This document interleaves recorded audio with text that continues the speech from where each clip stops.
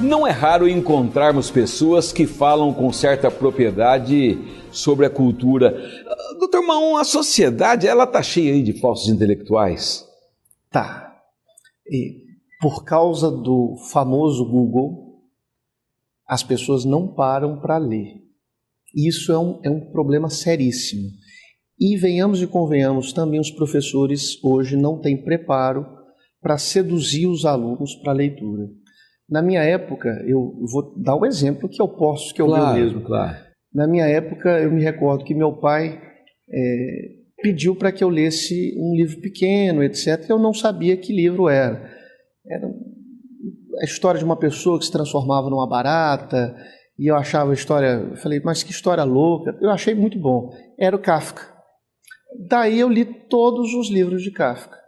E uma certa vez meu pai disse, olha, eu acho que você precisava ler também um outro autor que fez um livro muito famoso, da morte de uma senhora e a pessoa sofrendo de remorso e tal. Bom, Crime e Castigo, Dostoiévski. Li todo Dostoiévski e a obra russa. Depois a teatrologia grega. Eu pergunto a você, será que um professor hoje, de ensino médio até ensino superior, tem know-how, tem base, tem conhecimento, não só para abordar a literatura universal, né, obras de arte, para os alunos, e quando tem, será que ele tem um approach adequado? Será que ele seduz o aluno suficientemente para ele sair da internet, que é extremamente interessante, interativa, e parar um pouco durante 1 hora, 1h30 para ler um livro? A cultura tem elitizado, então, na opinião do senhor, professor? Não, eu acho que ela está sendo mal abordada. A cultura nunca foi elitista. Nunca. A cultura sempre foi popular. Cultura é um fenômeno popular. É claro que em determinadas épocas as pessoas elitizavam e as pessoas promoviam nichos. Mas até os nichos promovidos por mecenas, por exemplo, depois serviram para popularizar a cultura. Isso em qualquer área, arquitetura, pintura, música, o violão, o piano, nasceram profundamente elitistas, não o violão, mas o piano, o violino, e depois foram se popularizando. A questão não é o elitismo. As pessoas confundem, por exemplo, Cláudio, inteligência, cultura e erudição. São 3 coisas que não são absolutamente independentes, são interdependentes, mas são diferentes. Inteligência é a capacidade de adaptação, a capacidade de raciocínio abstrato. A cultura é justamente o meio no qual você está inserido, como é que você está dialogando com isso. E erudição, erudição é a bagagem que uma pessoa cultural, multifacetária, que uma pessoa tem. São 3 valores absolutamente diferentes.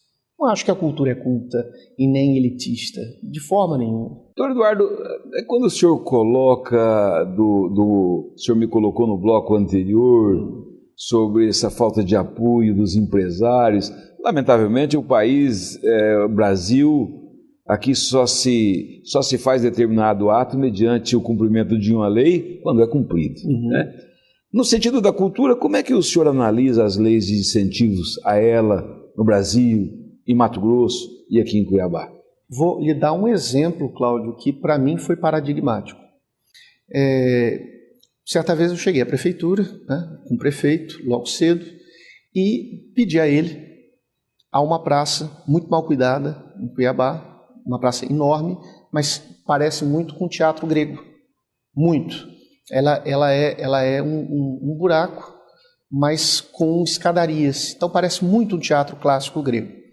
E eu pedi para adotar essa praça, de modo a chamar um pool de empresários, sobretudo donos de construtora, de modo a gente fazer dessa praça, que há muito mato, etc., a Praça dos Fundadores, colocando um busto para cada fundador do estado de Mato Grosso.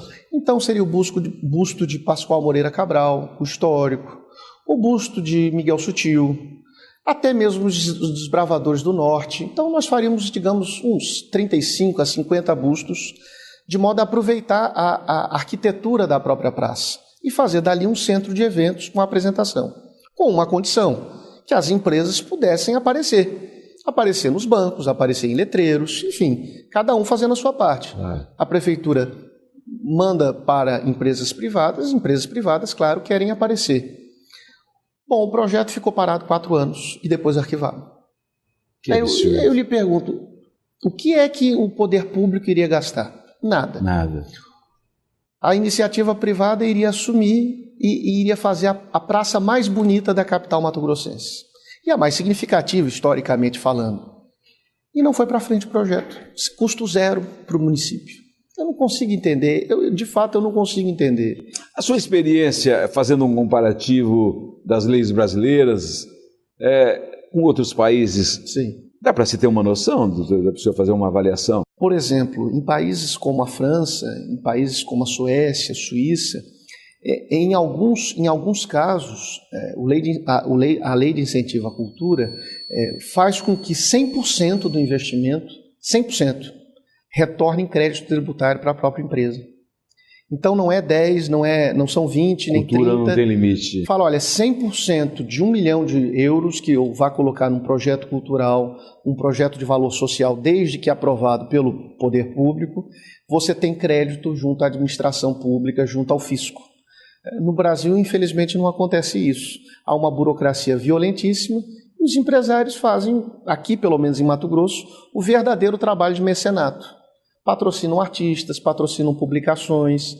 Eu acho isso até muito bom. Times de futebol. Mas eu acho um absurdo no final das contas.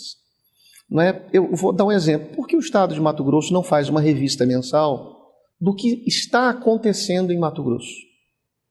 Quais foram as mostras do mês? Você não sabe. Nada. Quem é que está expondo? Quem é que lançou livro? Por que editora? Quais foram as peças que passaram no Estado? Quais foram os shows que você não sabe rigorosamente de nada? Isso o Estado precisa capitalizar. Entendi. Você chega numa cidade, em qualquer cidade do mundo, o hotel te oferece uma gama na própria recepção. Em Mato Grosso, não. A cultura de rua aqui em Cuiabá existe?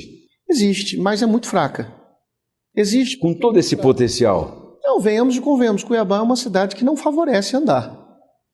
Não é? Porque ela é muito quente, a geografia de Cuiabá é terrível, né? Altos e baixos, então venhamos e convenhamos, as exposições públicas não são muito favorecidas. Mas Cuiabá, por outro lado, desde a década de 30, desde a década de 20, tem uma prática muito bonita, que, incentivada inclusive pela Dunga Rodrigues, também da Academia de Letras, do sarau. O sarau é uma coisa atrativa em Cuiabá. Repare que, aliás, em Mato Grosso... Aliás, o programa foi feito para isso, doutor Eduardo, não há constrangimento algum. Há pouco tempo, os noticiários do estado de Mato Grosso davam conta da realização de um sarau dentro do seu próprio escritório. Fiz. Que experiência é essa? Fiz. Vou fazer um sarau clássico.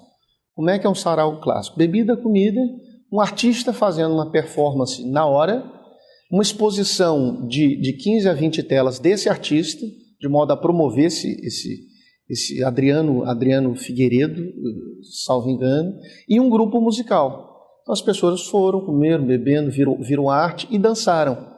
Isso era uma prática que tinha muito em Cuiabá. As pessoas sentavam numa casa, 20 pessoas, Dunga Rodrigues ou qualquer outro pianista no piano, um cantava, aí o outro trazia o violão, ficava agradável. Isso para o clima de Mato Grosso é atrativo, sobretudo à noite, fica muito mais agradável. Influência francesa, vinda também do Rio de Janeiro para Cuiabá.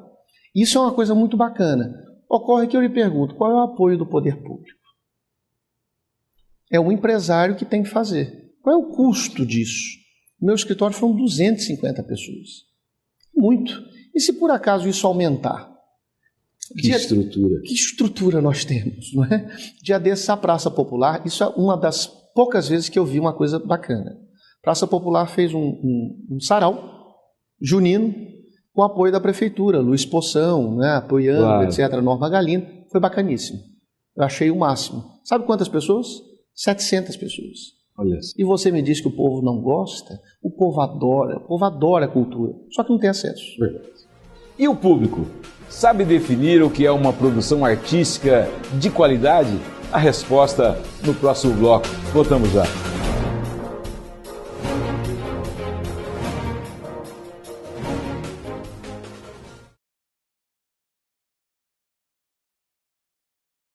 Fique sabendo sem censura. Um oferecimento, o que você precisa comunicar, interessante para quem precisa saber. BW Assessoria de Comunicação. No século XIX, o termo cultura passou a ser associado ao processo geral de desenvolvimento íntimo. Em oposição ao externo, cultura passou a ser ligada às artes, religião, instituições, práticas e valores distintos e, às vezes, até opostos à civilização e à sociedade.